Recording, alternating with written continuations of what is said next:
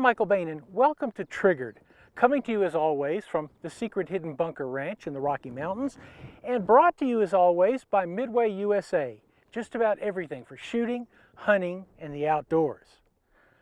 We've gone through a long, grim time, but there is a little light. It may not be at the end of the tunnel, but it's something.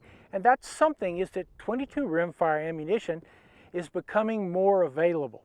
I did a quick check on the internet just before we came down here, and there is lots of 22 ammunition. You're going to have to pay somewhere between 9 cents and 12 cents a round, but it's there, and it's a lot cheaper than 9mm. So, we looked into the archives for one episode that actually hasn't been shown publicly before on training with 22s. Now that you got the ammo, let's take a look.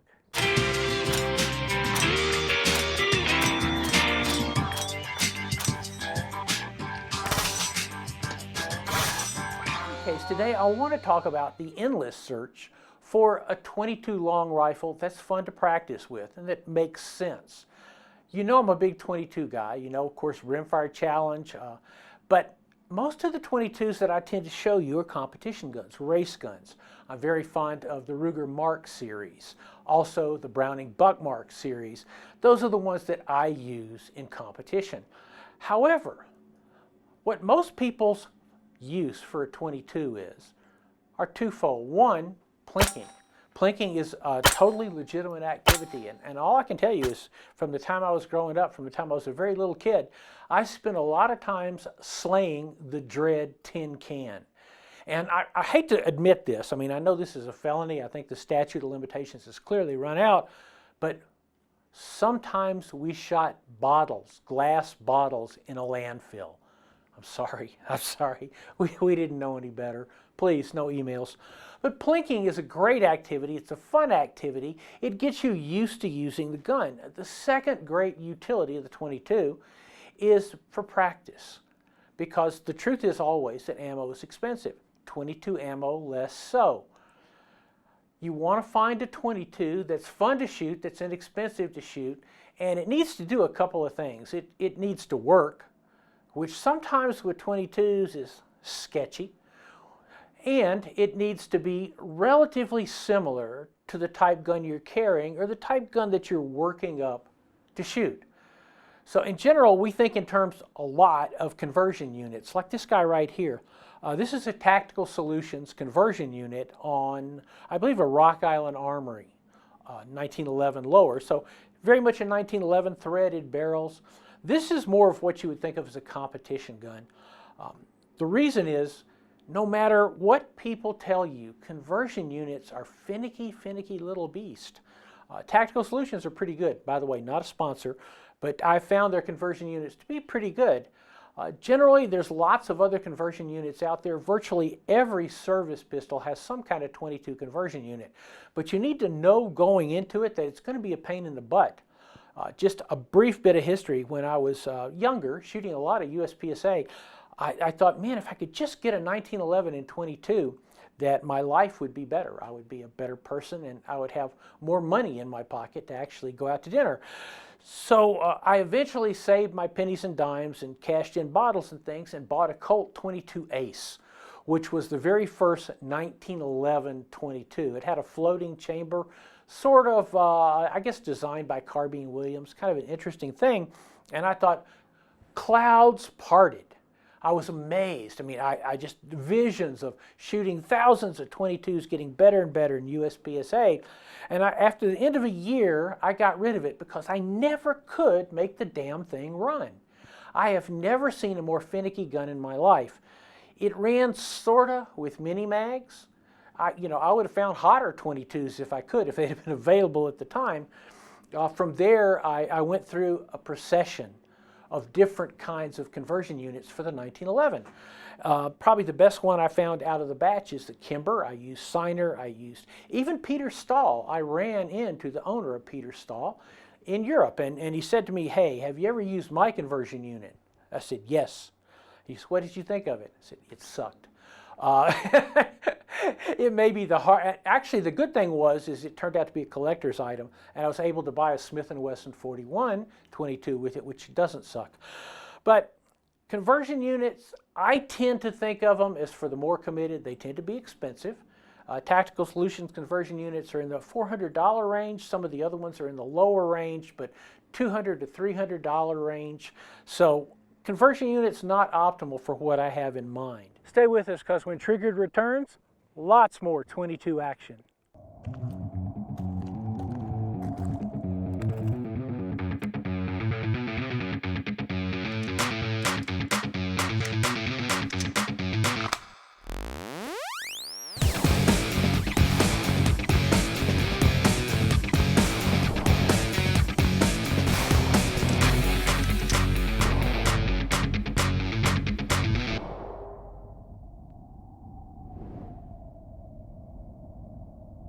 Dedicated guns have gotten a lot better. This guy I've had for a long time. It's a Kimber Target 22. And it's a great gun. It's a great gun. I use this gun in the National Shooting Sports Foundation Media Education Program, where we took anti-gun journalists to the range and trained them to shoot, which was, as you might imagine, a laugh riot. But this gun was a workhorse. We used it a lot, and you can see clearly it still looks great. Looks like a 1911. It's pretty light. This is an aluminum frame. It's an aluminum slide. Why? Because the recoil impulse of the 22 long rifle cartridge is not that much. So when you're talking about a reciprocating slide, you're going to need aluminum there. And once again, this is kind of a golden age for 22 1911s, oddly enough. There's a number of good ones. Kimber still makes their Super Target 22. The SIG 1911 22 is an excellent gun. Excellent gun, excellent value. GSG, German Sport Guns, also makes a good one. It's imported by a couple of different people. But today what I really wanted to talk about is a great overall option. And that is this guy. And yes, I know you're never, ever supposed to dry fire 22. Remember that. This is a Taurus TX22. And basically, it is, to me, about the ideal size for what I would think of as a training pistol. Think of it as sort of Glock 19 size. Remember, we went through that last week, the universe of describing everything by Glock, but sort of a Glock 19 size. It's very light, very, very light. I think 17, 18 ounces overall. It's got 16-round magazines for free states. It's got 10-round magazines for slave states like Colorado. Adjustable rear sight. It's got this 3-dot sight system. You know I hate that, but that's why God made Sanford Sharpie pens.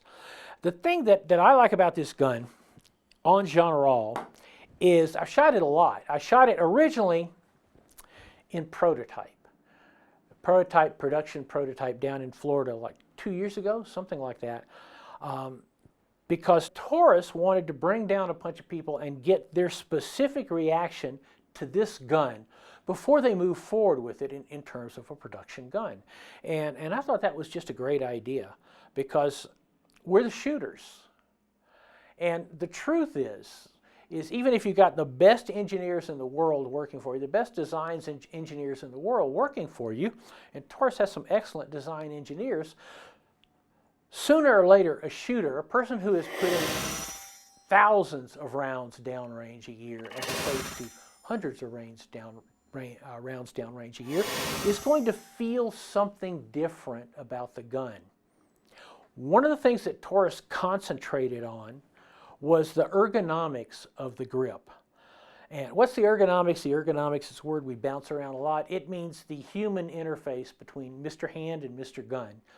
And sometimes you see a grip that looks good, and then you hold it and you're like, something is wrong with this. Now, to be fair, and something I've said for years, it is easier for Mr. Hand to adapt to Mr. Gun than it is for Mr. Gun to adapt to Mr. Hand. Of course, you can change grips. You've got all these back straps, happy things that you can get right now. But Taurus wanted to build what they thought was the most ergonomic grip that they could do, that's kind of split the baby, to allow someone with big hands to use it, someone with small hands to find it comfortable. And I think they succeeded very well. I mean, this is a grip that feels like it's a part of your hand. You pick it up and you go, wow, I really like this grip. It's got this little finger thing right here. I don't particularly care for it, but on the other hand, it doesn't drive me screaming crazy. I like the shape. I like the undercut here because it allows you to get your hand all the way in. Obviously, we always want the highest grip that we can get. So an undercut grip like this gives us a really solid grip on the gun. The stippling is correct.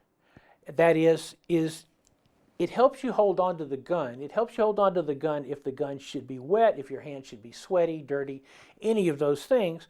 But at the same time, it doesn't have the sharpness of a wood rasp.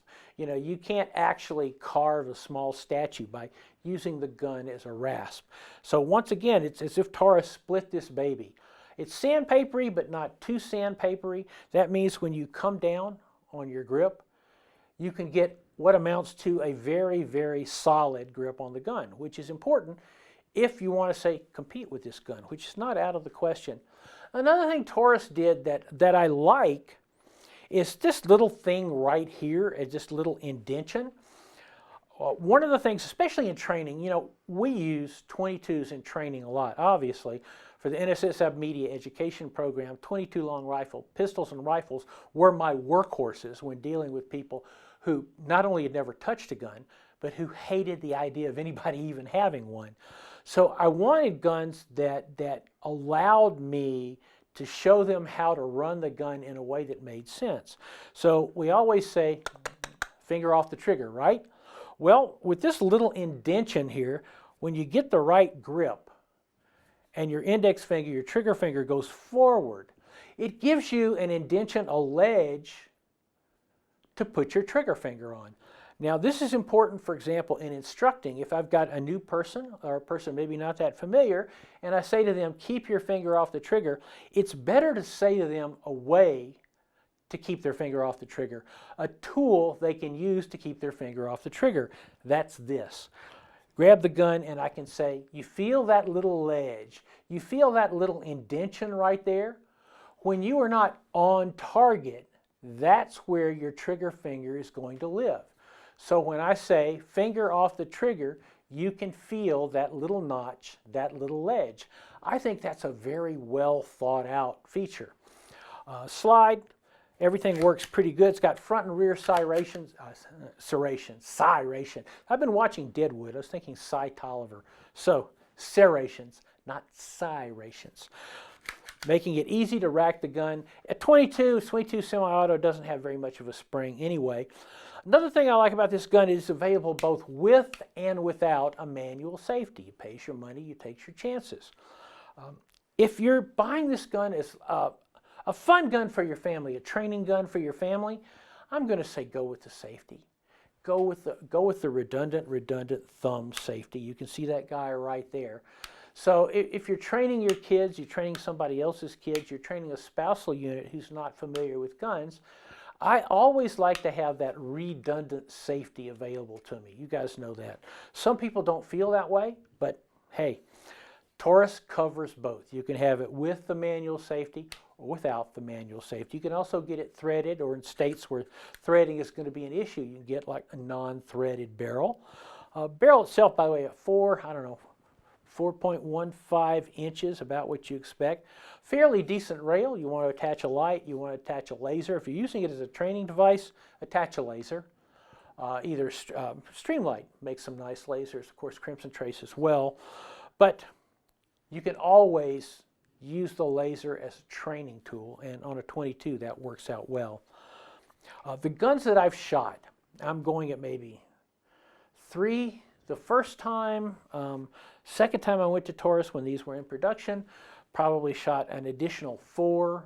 And this guy, I have found them to be very accurate. Taurus says they went from the ground up for a gun that can take it, go into competition.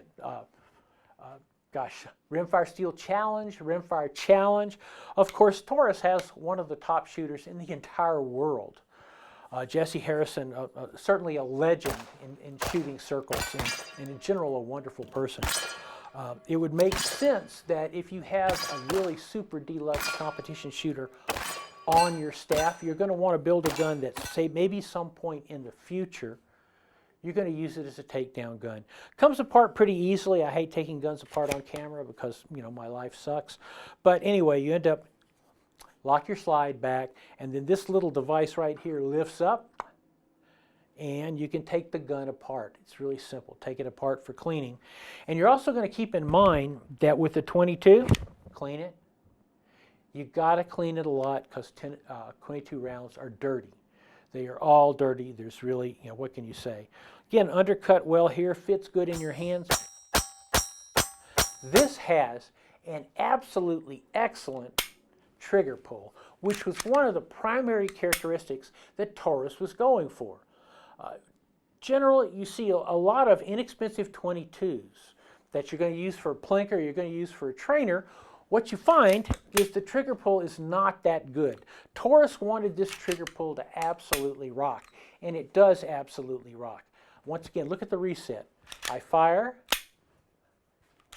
reset, very short reset, very smooth, no grunge, no long take up, no too much over travel.